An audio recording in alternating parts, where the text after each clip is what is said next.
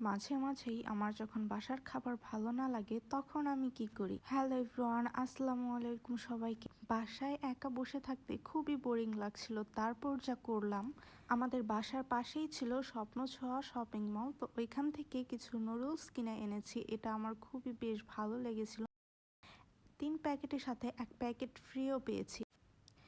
এরপর আমি নুডলসটা সিদ্ধ করার জন্য কড়াইতে পানি দিয়েছি এবং পানির মধ্যে নুডলসটা ছেড়ে দিয়েছি। তারপরে যখন নুডলসটা সিদ্ধ হয়ে গিয়েছে, আমি আস্তে আস্তে এখানে একটু লবণ আর তেল দিয়েছিলাম, যেন একটার সাথে আরেকটা লেগে না যায়। এভাবে আপনারাও ট্রাই করে দেখবেন, খুবই ভালো হবে। এবং এরপর আমি নুডলসটা একটা জালের মধ্যে ঢেলে নিয়েছি এবং সেটাকে ঠান্ডা পানি দিয়ে পরিষ্কার করে নেব, যেন এর মধ্যে যে আঠালোটা সেটা যেন থেকে না যায়। আমার কাছে হুটহাট রান্না বান্না করতে খুবই ভালো লাগে। আমার যখন বাসায় একা থাকতে ভালো না লাগে তখন আমি এভাবে আমার নিজের মতো করে কিছু কিনে আনি এবং সেটা বাসায় রান্না করার ট্রাই করি।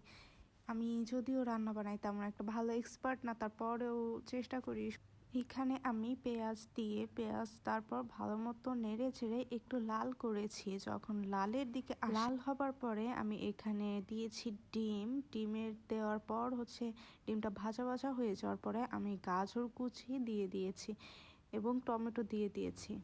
এগুলো সব কিছু দিয়ে দেওয়ার পর যখন আমি নুডলস মশলা এবং এর মধ্যে দিয়ে দিয়েছিলাম একটু সয়া সস, যতটুকু পরিমাণ ততটুকু দিয়েছিলাম এবং সেটাকে নেড়ে চেড়ে তারপর একটা কালার আনার পর নুডলসগুলো দিয়ে দিই।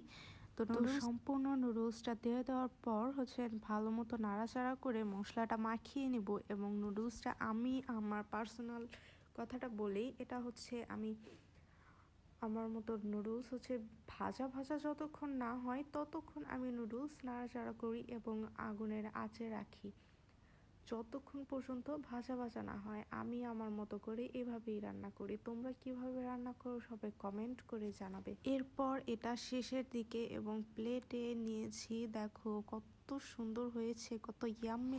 এবং ফাইনালি আমার খাওয়ার পালা। আমি এটাকে সবসময় সস দিয়ে তারপর খাই, আর খুবই মজা লাগে আসলে, খুবই স্পাইসি আর হয়েছিল, খুবই মজা হয়েছিল মনের মতো।